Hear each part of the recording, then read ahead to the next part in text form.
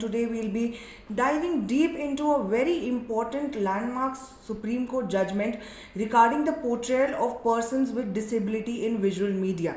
Now this case that we'll be digging deep into is called Nipun Malhotra versus Sony Picture Films India Private Limited. Now the case originated from a public interest litigation filed against the film Aak Micholi, challenging its portrayal of persons with disability. A public interest litigation was filed in the Delhi High Court against the film, claiming it was derogatory to people with disabilities.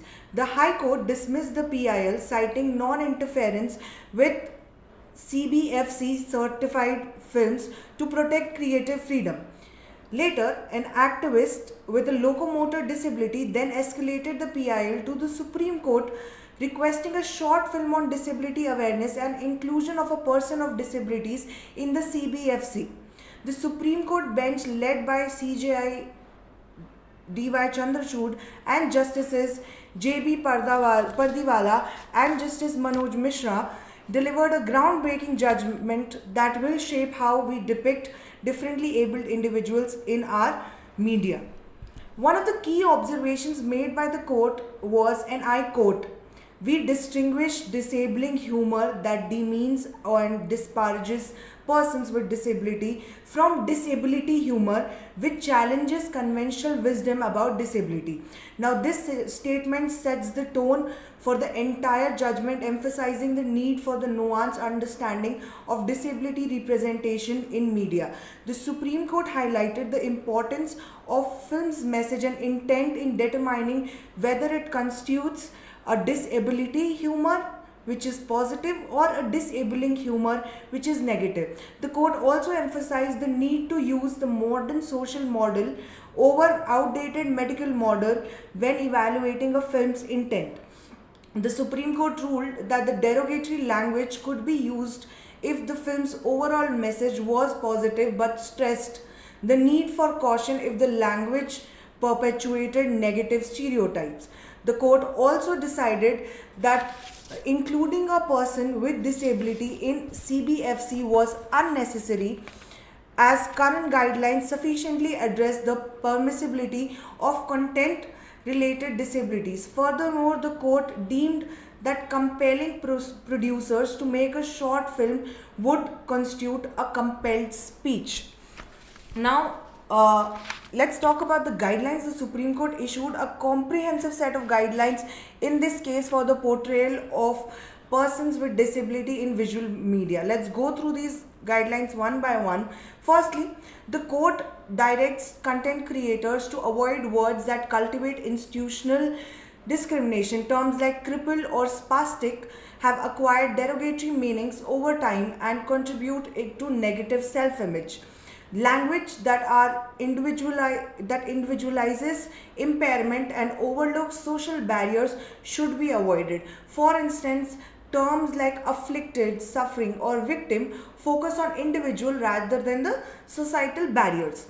Creators must ensure accurate representation of medical conditions. Misrepresentation can lead to misinformation and reinforce certain stereotypes. The visual media should depict the diverse realities of persons with disability, showcasing not just their challenges but also their successes and talents and contributions to the society. The court also warns against stereotypical portrayals. Persons with disability should neither be lampooned based on myths or nor presented as super cripples with extraordinary abilities. Decision-making bodies must follow the nothing about us without us principle, ensuring participation of persons with disabilities in relevant committees and processes. The collaboration with disability advocacy groups is encouraged by the guidelines to provide insights for respectful and accurate portrayals. Finally, the court recommends implementing training and sensitization program for individuals involved in creating visual media content. These guidelines aim to promote a more inclusive and respectful representation of persons with disabilities in our media. A crucial distinction is made by the court between disability humor and disabling humor. Now let's break this down.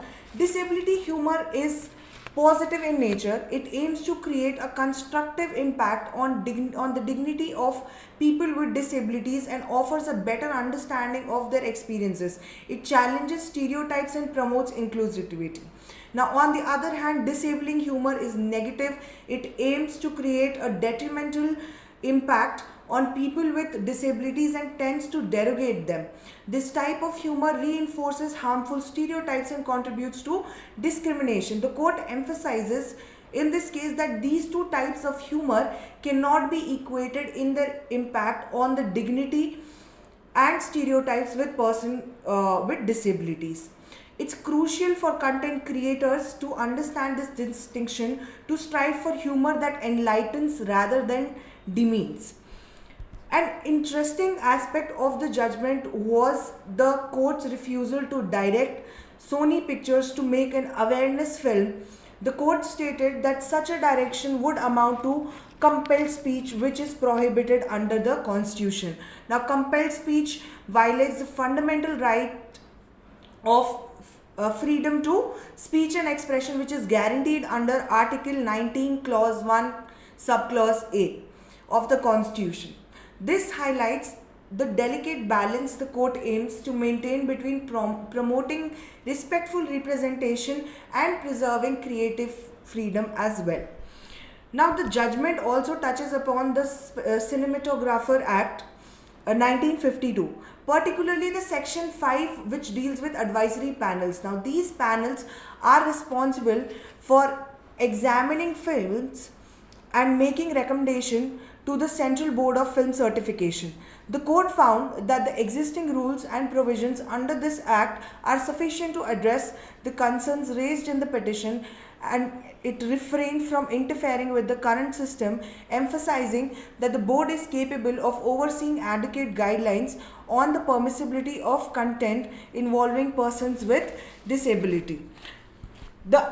Another crucial piece of legislation referenced in this judgment is the Right of Persons with Disability Act 2016.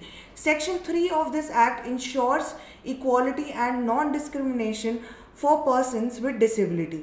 It guarantees the right to equality and life with dignity, and prohibits discrimination on the grounds of disability and requires appropriate accommodation. The court's guidelines aligns with and reinforces the principles laid down in this particular act. Now let's dive a little deeper into the landmark judgments cited by the Supreme Court in this case.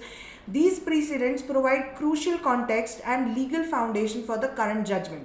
First case that we will be talking about is Raj Kapoor versus State. Now, this case is significant in the realm of film certification. The Supreme Court noted that when judging a film's fitness for public exhibition, the certification process must consider ingredients of other laws such as Indian Penal Code 1860. This judgment established that film certification isn't just about artistic merit, but also about ensuring compliance with broader legal and societal norms. Secondly, the Bobby Art International versus Om Pal Singh. In this particular case dealt with the depiction of sensitive subjects in films. The Supreme Court held that the motive behind the film was crucial, in this case to create awareness about a social evil, not to promote it. The court emphasizes that mere depiction of something controversial or potentially offensive is not impermissible if the overall intent is positive or awareness raising.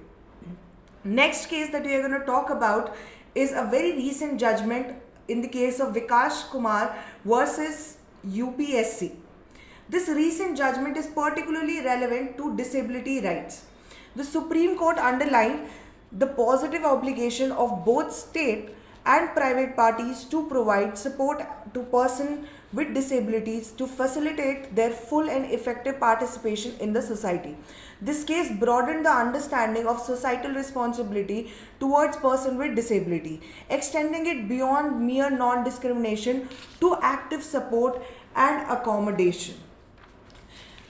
Now, the next case is connected to compelled speech that we talked about earlier, which is prohibited under Article 19, Clause 1, Subclause A. Now, Bijoy Emmanuel versus State of Kerala is a very important landmark judgment. It is also known as the National Anthem case. This judgment dealt with the concept of compelled speech. The Supreme Court held that not singing the national anthem while it is recited is not an offense if the person is not disrespecting it. This case established that no one can be compelled to speak or express themselves involuntarily, a principle that the current judgment applies to the suggestion of forcing filmmakers to create awareness content. Now, these judgments spanning from 1980 to 2020-21 show the evolution of legal thought on issues of free speech, film censorship and disability rights in India. The Raj Kapoor and Bobby Art international cases provide the framework for understanding how film content is judged, emphasizing that context and overall message are crucial. These principles are directly applied in the current judgment when the court talks about distinguishing between disability humor and disabling humor.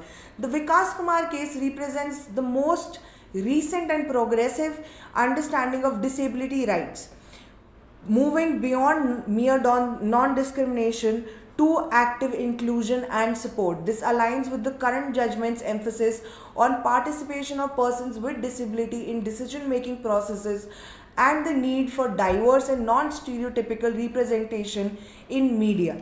Finally, the Bijoy Emmanuel case underscores the importance of freedom of expression, including freedom not to speak.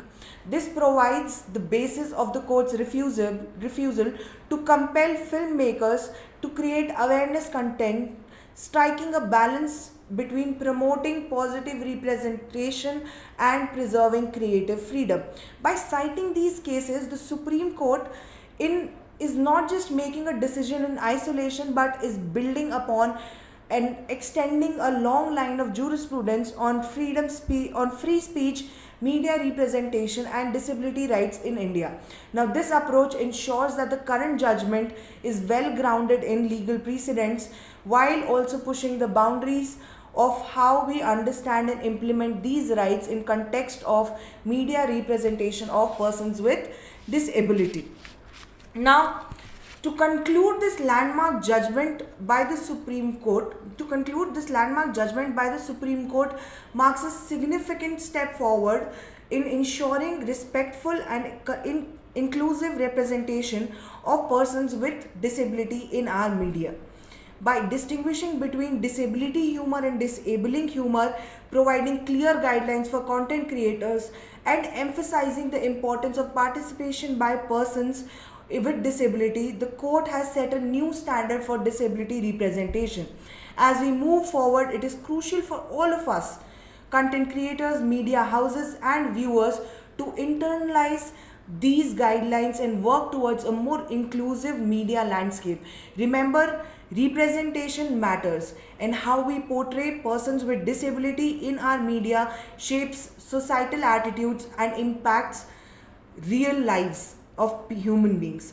Thank you so much for joining us in this live video today. I hope this has been informative and enlightening for you. If you have any questions or comments, please feel free to leave them in the comment section below, and stay tuned for more such important discussions on legal and societal issues. If you like the video, please like it and share it with more like-minded people, citizens, content creators, and other people you think might benefit from this.